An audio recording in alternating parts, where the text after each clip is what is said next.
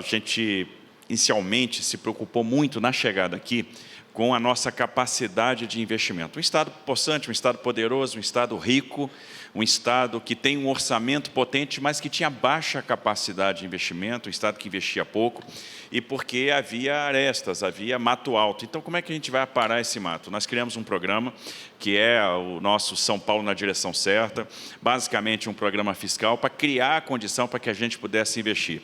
Esse programa tem um primeiro pilar, que é a questão da reforma administrativa, o corte de gasto.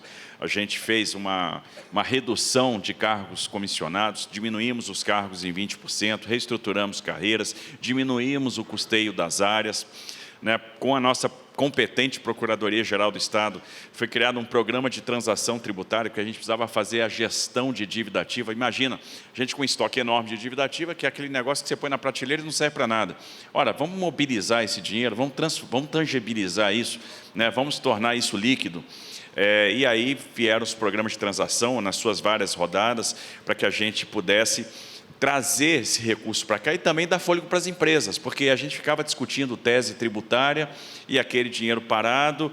Eu tenho 420 bi de estoque de dívida ativa, mas aquilo não serve para nada. Então, vamos dar previsibilidade, condição da empresa fazer o investimento, vamos criar as condições para que essas dívidas possam ser pagas e, ao fim e ao cabo, a gente, nas 4 rodadas, nos 4 editais que nós tivemos, aqueles que estavam focados na tese tributária, aqueles que focaram a pessoa física, aqueles que focaram as empresas que estavam em recuperação judicial, e agora a gente mudou os critérios de recuperabilidade dos créditos para que a gente pudesse alcançar mais gente. A gente já fechou quase 64 bilhões de reais em acordos. E isso dá fluxo financeiro. Então, a gente está falando aí de 3,5 bi por ano, 4 bi por ano, e isso faz a diferença. Uma rodada forte de spending review, porque até como o Estado de São Paulo passou muitos anos sendo gerido pelo mesmo partido, é natural que aqueles que entram não fazem análise das políticas públicas daqueles que estão saindo. E a gente começa a superpor políticas que não têm, eventualmente, aquela efetividade. Então, a gente precisava fazer essa rodada de spending review, isso é necessário, aquilo faz sentido ainda, aquilo é efetivo, e a gente foi cortando determinados programas que já não faziam sentido, já não alcançavam mais as pessoas, já não faziam diferença, mas consumiam orçamento, consumiam espaço. E a gente foi tirando isso da frente, e aí mais 3, 4 bi de economia por ano. Outra coisa importante, as privatizações e as concessões. A gente lançou um programa de parceria de investimento, que lá atrás tinha a ambição de contratar 220 bilhões de reais em recursos privados. Então, criando um ambiente regulatório que facilitasse a chegada das empresas, com endereço único para a entrada das demandas, para a saída, e uma modelagem que fosse sofisticada e que respondesse os principais questionamentos dos nossos investidores. Vamos entrar em searas como, por exemplo, a divisão do risco de demanda, até a própria divisão do risco de câmbio.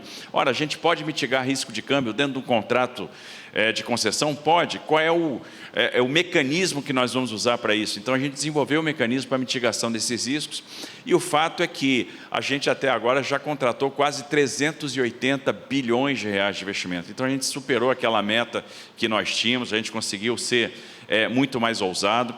Fizemos um exercício que às vezes é difícil para o Estado fazer, que é um exercício doloroso, que é o de rever benefícios. E a gente fez essa revisão de benefícios, a gente conseguiu diminuir o nosso gasto tributário em 5% da receita corrente líquida, e fizemos isso sem barulho, o que mostra que aquilo que a gente reviu talvez não fizesse tanto sentido.